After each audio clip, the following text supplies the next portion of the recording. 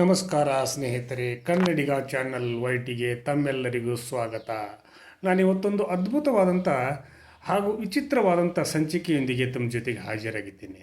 ಅದು ಕೂಡ ನೀವು ಇದನ್ನು ಕೇಳಿದರೆ ನಿಮ್ಮ ಮೈಮನಸ್ಸುಗಳೆಲ್ಲವೂ ಕೂಡ ರೋಮಾಂಚನಗೊಂಡು ಒಂದು ಥರ ನಿಮಗೆ ಆಶ್ಚರ್ಯ ಆಗುವುದರಲ್ಲಿ ಸಂದೇಹವಿಲ್ಲವೆನ್ನುವಂಥ ಭಾವನೆ ನನ್ನದು. ಹಾಗಿರುವಾಗ ಈ ವಿಷಯವೇನು, ಈ ವಿಷಯ ಹೀಗೇಕೆ ಬಂತು ಹಾಗೂ ಈ ಒಂದು ಪ್ರಸ್ತಾವನೆಯನ್ನು ಮಾಡಲಿಕ್ಕೆ ಕಾರಣವೇನು ಅನ್ನೋದಕ್ಕೂ ಕೂಡ ಕಾರಣಗಳಿವೆ.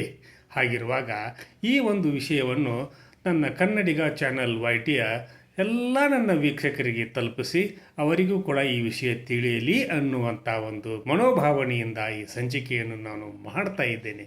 ನಿಜಕ್ಕೂ ಕೂಡ ಇದು ಅಚ್ಚರಿಯಲ್ಲಿ ಅಚ್ಚರಿ ಎನ್ನುವಂಥ ಒಂದು ಸಂಚಿಕೆ ಹಾಗೂ ಇದು ಪ್ರತಿಯೊಬ್ಬರ ಮನದಾಳದಲ್ಲಿ ಏನೋ ಒಂದು ಸಂಚಲನವನ್ನು ಸೃಷ್ಟಿಸುವಂಥ ಒಂದು ಸಂಚಿಕೆ ಅನ್ನುವಂಥ ಭಾವನೆ ನನ್ನದು. ಹಾಗಿರುವಾಗ ಈಗ ಹಲವಾರು ವಿಷಯಗಳನ್ನು ನಾವು ನೋಡ್ತಾ ಇರ್ತೀವಿ, ಕೇಳ್ತಾ ಇರ್ತೀವಿ, ಅನುಭವಿಸ್ತಾ ಇರ್ತೀವಿ, ಜೊತೆಗೆ ಆಸ್ವಾದಿಸ್ತಾ ಇರ್ತೀವಿ. ಹಾಗಿರುವಾಗ ಅಂಥ ಆಸ್ವಾದಿಸುವಂಥ, ನೋಡ್ತಿರ್ತಕ್ಕಂಥ, ಅನುಭವಿಸ್ತಿರ್ತಕ್ಕಂಥ ವಿಷಯಗಳನ್ನು ಗ್ರಹಿಸಿದಾಗ ಆ ಒಂದು ವಿಷಯದಲ್ಲಿ ಇರ್ತಕ್ಕಂಥ ವಿಚಿತ್ರವಾದಂಥ ಆಚರಣೆಗಳನ್ನು ಹಾಗೂ ಆ ಒಂದು ಆಚರಣೆಯಲ್ಲಿ ಇರ್ತಕ್ಕಂಥ ಕಟ್ಟುಪಾಡುಗಳನ್ನು ನಾವು ನೆನಪು ಮಾಡಿಕೊಂಡಾಗ ಹೀಗೂ ಜೀವನದಲ್ಲಿ ಆಗುವುದುಂಟೆ ಅನ್ನುವಂಥ ಪ್ರಶ್ನೆಗಳು ಕೂಡ ನಮ್ಮ ಮನದಾಳದ ಭಾವನೆಯಲ್ಲಿ ಹುಟ್ಟುವುದು ಕೂಡ ಸ್ವಾಭಾವಿಕ. ಹಾಗಾದರೆ ಈ ಸಂಚಿಕೆಯಲ್ಲಿ ಬರ್ತಿರ್ತಕ್ಕಂಥ ಆ ಭಾವನೆಗಳೇನು, ಆ ಒಂದು ವಿಚಿತ್ರ ಪದ್ಧತಿಗಳೇನು, ಆ ಪದ್ಧತಿಗಳನ್ನು ಆಚರಣೆ ಮಾಡಲಿಕ್ಕೆ ಕಾರಣಗಳೇನು ಹಾಗೂ ಆ ಕಾರಣಗಳಿಗೆ ಉತ್ತರಗಳೇನು ಅನ್ನೋದನ್ನು ಕೂಡ ಕಂಡುಕೊಳ್ಳುವಂಥ ಸಮಯ ಇತ್ತಿತ್ತಲಾಗಿ ನಮಗೆ ಪಕ್ವವಾಗ್ತಾ ಇದೆ. ಅದನ್ನು ನಾವು ಪ್ರಚಾರ ಮಾಡ್ತಾ ಇದ್ದೇವೆ. ಜೊತೆಗೆ ಆ ಒಂದು ಪ್ರಚಾರದಲ್ಲಿ ಜನರಿಗೆ ಜಾಗೃತಿಯನ್ನು ಕೂಡ ಮೂಡಿಸ್ತಾ ಇದ್ದೇವೆ ಅನ್ನುವಂಥ ಭಾವನೆಯೂ ಕೂಡ ನನ್ನದು.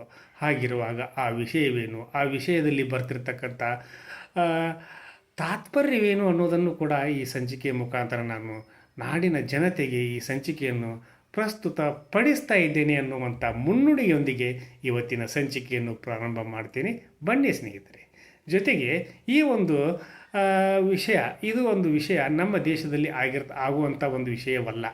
ಅದು ಕೂಡ ಯುರೋಪಿಯನ್ ದೇಶಗಳಲ್ಲಿ ಹಾಗೂ ಪಾಶ್ಚಿಮಾತ್ಯ ದೇಶಗಳಲ್ಲಿ ಏನಾದರೂ ಆಗಬಹುದು, ಏನಾದರೂ ಘಟಿಸಬಹುದು ಹಾಗೂ ಅಲ್ಲಿ ಏನನ್ನಾದರೂ ಕೂಡ ಒಪ್ಪಿಕೊಳ್ಳಬಹುದು, ಅದನ್ನು ನಾವು ಮನಸಾರೆ ಆಸ್ವಾದಿಸಬಹುದು ಅನ್ನುವಂಥ ಭಾವನೆ ಆ ಪಾಶ್ಚಿಮಾತ್ಯರಲ್ಲಿ ಅಡಗಿದೆ. ಹಾಗೂ ಅದನ್ನು ಅವರು ಅನುಭವಿಸ್ತಾ ಇದ್ದಾರೆ ಕೂಡ. ಹಾಗಿರುವಾಗ ಆ ಪದ್ಧತಿ ನಮ್ಮ ದೇಶದಲ್ಲಿ ಇದ್ದರೆ ಅದನ್ನು ನಾವು ಯಾವ ರೀತಿ ಸ್ವೀಕಾರ ಮಾಡ್ತಿದ್ದೇವೋ ಅನ್ನೋದನ್ನು ಕೂಡ ಊಹಿಸಲಿಕ್ಕೂ ಕೂಡ ಅಸಾಧ್ಯವಾಗಿರ್ತಕ್ಕಂಥ ವಿಷಯ ಇದು. ಯಾಕಂದರೆ ನಮ್ಮ ದೇಶದಲ್ಲಿ ಆ ಪದ್ಧತಿ ಇನ್ನೂ ಬಂದಿಲ್ಲ, ಬರಬಹುದು ಅನ್ನುವಂಥ ಒಂದು ವಿಚಿತ್ರ ಪರಿಸ್ಥಿತಿಯೂ ಕೂಡ ನಮ್ಮಲ್ಲಿ ನಡೀತಾ ಇದೆ. ಯಾಕಂದರೆ ನಮ್ಮ ದೇಶದಲ್ಲಿ ಆ ಒಂದು ಜನಸಂಖ್ಯೆಯು ಕೂಡ ಕಡಿಮೆ ಆಗ್ತಾ ಇದೆ. ಅದು ಕೂಡ ಮುಂದೆ ಒಂದು ದಿನ ಬರಬಹುದು ಅನ್ನುವಂಥ ಒಂದು ವಿಚಾರವನ್ನು ಕೂಡ ಈ ಸಂಚಿಕೆಯ ಮೂಲಕ ನಾನು ಎಚ್ಚರಿಸ್ತಾ ಇದ್ದೇನೆ.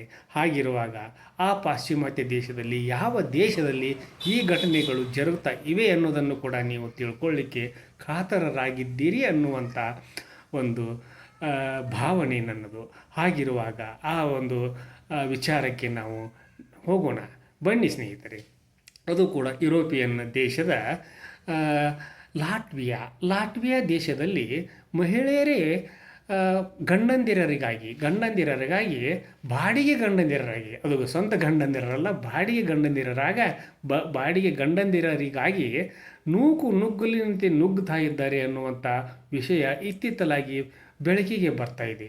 ಹಾಗಿದ್ರೆ ಇದು ಒಂದು ವಿಚಿತ್ರ ಸನ್ನಿವೇಶವಲ್ಲವೇ ಅನ್ನುವಂಥ ಪ್ರಶ್ನೆಯನ್ನು ಕೂಡ ನೀವು ನನ್ನನ್ನು ಕೇಳಬಹುದು. ಅದು ಕೂಡ ವಿಚಿತ್ರ, ಅದು ಕೂಡ ಸತ್ಯ. ಆ ಒಂದು ಸತ್ಯವಾದ ಘಟನೆಯನ್ನು ಆಧರಿಸಿದ ಸಂಚಿಕೆಯನ್ನು ಈ ಸಂದರ್ಭದಲ್ಲಿ ನಾನು ಪ್ರಸ್ತುತ ಪಡಿಸ್ತಾ ಇದ್ದೇನೆ. ಯುರೋಪಿಯನ್ ದೇಶಗಳ ಲಾಟ್ವಿಯಾ ದೇಶದಲ್ಲಿ ನಡೀತಿರ್ತಕ್ಕಂಥದ್ದು ಇದು ಅಪ್ಪಟವಾಗಿ ಸತ್ಯವಾದಂಥದ್ದು ಹಾಗೂ ಈಗಲೂ ಕೂಡ ಅದು ಆಚರಣೆಯಲ್ಲಿ ಇರ್ತಕ್ಕಂಥದ್ದು. ಹಾಗಿರಲಿಕ್ಕೆ ಕಾರಣವೇನು ಅನ್ನುವಂಥ ಪ್ರಶ್ನೆಯನ್ನು ನೀವು ಎತ್ತಿದಾಗ ಅದಕ್ಕೂ ಕೂಡ ಉತ್ತರವನ್ನು ನಾನು ಕೊಡಬಲ್ಲೆ. ಅದೇನು ಉತ್ತರ ಅಂತಂದರೆ, ಆ ದೇಶದಲ್ಲಿ ಮಹಿಳೆಯರ ಸಂಖ್ಯೆಯೇ ಜಾಸ್ತಿ ಇದೆ. ಅದು ಎಷ್ಟರ ಮಟ್ಟಿಗೆ ಅಂತ ನೀವು ಕೇಳಿದರೂ ಕೂಡ ಅದು ಪುರುಷರಿಗಿಂತ 15 ಪಟ್ಟು ಮಹಿಳೆಯರ ಜಾಸ್ತಿಯಲ್ಲಿ ಇದ್ದಾರೆ. ಅಂದರೆ ಒಬ್ಬ ಪುರುಷನಿಗೆ 15 ಜನ ಮಹಿಳೆಯರು, ಅದು ಕೂಡ ಊಹಿಸಲಿಕ್ಕೂ ಕೂಡ ಅಸಾಧ್ಯವಾಗಿರ್ತಕ್ಕಂಥದ್ದು. ಅದು ಕೂಡ ಆದರೂ ಕೂಡ ಅಲ್ಲಿ ಅದು ಸತ್ಯ. ಹಾಗಿರುವಾಗ 15 ಜನರಿಗೆ ಒಬ್ಬ ಪುರುಷ ಅಂತಂದರೆ ನೀವು ಆಶ್ಚರ್ಯ ಪಡಬಹುದು. ಆದರೂ ಕೂಡ ಇದು ವಾಸ್ತವ. ಹಾಗಿರುವಾಗ ಅಲ್ಲಿಯ ಮಹಿಳೆಯರಿಗೆ ಗಂಡಂದಿರೇ ಸಿಗದೇ ಇರತಕ್ಕಂಥ ಪರಿಸ್ಥಿತಿ ನಿರ್ಮಾಣವಾಗಿದೆ. ಅಂಥ ಒಂದು ಪರಿಸ್ಥಿತಿಯಲ್ಲಿ ಆ ಒಂದು ಮಹಿಳೆಯರು ಬಾಡಿಗೆ ಗಂಡಂದಿರರಿಗಾಗಿ ಸರ್ಕಾರದ ಮೊರೆಯನ್ನು ಕೂಡ ಹೋಗ್ತಾ ಇದ್ದಾರೆ ಅನ್ನುವಂಥ ವಿಚಾರಗಳು ಕೂಡ ಹೊರಬರ್ತಾ ಇವೆ. ಹಾಗಿರುವಾಗ ಅವರು ಏನು ಮಾಡ್ತಾರೆ ಅಂತಂದರೆ ತನಗೆ ವಜನವಾದಂಥ ಅಂದರೆ ಭಾರವಾದ ವಸ್ತುಗಳನ್ನು ಹೊರಲಿಕ್ಕೆ ಆಗೋದಿಲ್ಲ. ಫರ್ನಿಚರ್ಗಳನ್ನು ಇತ್ತಿಂದ ಅತ್ತಿಂದ ಇತ್ತ ಇಡೋಕೆ ಆಗೋದಿಲ್ಲ. ಹಾಗೂ ನನಗೆ ಭಾರವಾದ ಕೆಲಸ ಕಾರ್ಯಗಳನ್ನು ನಿರ್ವಹಿಸಲಿಕ್ಕೆ ಸಾಧ್ಯವಾಗದೇ ಇರತಕ್ಕಂಥ ಸಂದರ್ಭ ಇದು. ಆದ್ದರಿಂದ ನನಗೆ ಒಂದು ದಿನದ ಮಟ್ಟಿಗೆ, ಒಂದು ವಾರದ ಮಟ್ಟಿಗೆ, ಒಂದು ತಿಂಗಳ ಮಟ್ಟಿಗೆ, ಒಂದು ವರ್ಷದ ಮಟ್ಟಿಗೆ ಬಾಡಿಗೆ ಗಂಡಂದಿರರು ಬೇಕು ಅನ್ನುವಂಥ ಒಂದು ಪ್ರಸ್ತಾವನೆಯನ್ನು ಅಲ್ಲಿಯ ಸರ್ಕಾರದ ಮುಂದೆ ಇಡ್ತಾರೆ. ಆವಾಗ ಆ ಒಂದು ಸರ್ಕಾರ ಅವರ ಬೇಡಿಕೆಗಳಿಗೆ ಅನುಗುಣವಾಗಿ ಒಂದು ದಿನಕ್ಕೋ, ಒಂದು ವಾರಕ್ಕೋ, ಒಂದು ತಿಂಗಳಿಗೋ ಅಥವಾ ಒಂದು ವರ್ಷಕ್ಕೋ ಬಾಡಿಗೆ ಗಂಡಂದಿರರನ್ನು ಅವರು ಆ ಮಹಿಳೆಯರಿಗೆ ನೀಡ್ತಾರೆ. ಜೊತೆಗೆ ಆ ಮಹಿಳೆಯರು ಹೇಳಿರ್ತಕ್ಕಂಥ ಪ್ರತಿಯೊಂದು ಕೆಲಸವನ್ನು ಕೂಡ ಆ ಬಾಡಿಗೆ ಗಂಡಂದಿರು ಮಾಡಲೇಬೇಕು. ಇದು ಅಂಡರ್ಲೈನ್, ಅದನ್ನು ನೀವು ಅರ್ಥ ಮಾಡ್ಕೊಳ್ಬೇಕು. ಆ ಮಹಿಳೆಯರು ಹೇಳ್ತಿರ್ತಕ್ಕಂಥ ಪ್ರತಿಯೊಂದು ವಸ್ತುಗಳನ್ನು ಕೂಡ, ಪ್ರತಿಯೊಂದು ಮಾತನ್ನು ಕೂಡ, ಪ್ರತಿಯೊಂದು ಆಜ್ಞೆಯನ್ನು ಕೂಡ ಆ ಬಾಡಿಗೆ ಗಂಡಂದಿರರು ಮಾಡಲೇಬೇಕು. ಅದು ಕೂಡ ಅಲ್ಲಿ ವಾಸ್ತವ ಮತ್ತು ನಡೀತಿರ್ತಕ್ಕಂಥದ್ದು. ಲಾಟ್ವಿಯಾ ದೇಶದಲ್ಲಿ ಈಗ ಈ ಪರಿಸ್ಥಿತಿ ನಿರ್ಮಾಣವಾಗಿದೆ. ಅದನ್ನು ಕೂಡ ನಾವು ಯಾವ ರೀತಿ ಪರಿಭಾವಿಸಬೇಕು ಅನ್ನೋದನ್ನು ಕೂಡ ನನಗೆ ಅರ್ಥ ಆಗ್ತಾ ಇಲ್ಲ. ಆದ್ದರಿಂದ ನಿಮಗೇನಾದರೂ ಈ ಪರಿಸ್ಥಿತಿಯಲ್ಲಿ ನಮ್ಮ ದೇಶದಲ್ಲಿ, ನಮ್ಮ ನಾಡಿನಲ್ಲಿ ಹೀಗಾಗಿದ್ದರೆ ನೀವು ಯಾವ ರೀತಿ ಅದಕ್ಕೆ ಪ್ರತಿಸ್ಪಂದಿಸ್ತಿದ್ರಿ ಅನ್ನೋದನ್ನು ಕೂಡ ನನಗೆ ಕಮೆಂಟ್ ಮೂಲಕ ಹೇಳ್ರಿ. ಜೊತೆಗೆ ಹೀಗೂ ಆಗಲಿಕ್ಕೆ ಉಂಟೆ ಅನ್ನುವಂಥ ಪ್ರಶ್ನೆಗಳು ನೀವು ಕೇಳ್ಬೋದು. ಆದರೂ ಕೂಡ ಇದು ಸತ್ಯ. ಇದನ್ನು ಪ್ರತಿಯೊಬ್ಬರು ಕೂಡ ಒಪ್ಪಿಕೊಳ್ಳಲೇಬೇಕು, ಅಪ್ಪಿಕೊಳ್ಳಲೇಬೇಕು. ಹಾಗಿದ್ದಾಗ ಈ ಒಂದು ಸಂಚಿಕೆಗೆ ನೀವೇನು ನಿಮ್ಮ ಉತ್ತರ, ಪ್ರಶ್ನೆ ಅನ್ನೋದನ್ನು ನನ್ನ ಜೊತೆಗೆ ಹಂಚ್ಕೊಳ್ರಿ. ಇವತ್ತಿನ ಈ ಸಂಚಿಕೆಗೆ ನೀವೆಲ್ಲರೂ ಕೂಡ ಸಬ್ಸ್ಕ್ರೈಬ್ ಮಾಡಿರಿ, ಶೇರ್ ಮಾಡಿರಿ, ಲೈಕ್ ಮಾಡಿರಿ, ಕಮೆಂಟನ್ನು ಕೂಡ ನನ್ನ ಜೊತೆಗೆ ಹಂಚಿಕೊಳ್ಳ್ರಿ ಅಂತ ತಮ್ಮಲ್ಲಿ ವಿನಂತಿಸಿಕೊಳ್ಳುತ್ತಾ ನಾಳಿನ ಸಂಚಿಕೆಯೊಂದಿಗೆ ತಮ್ಮ ಜೊತೆಗೆ ಹಾಜರಾಗ್ತೀನಿ. ಅಲ್ಲಿವರೆಗೂ ನನ್ನ ನಮಸ್ಕಾರ.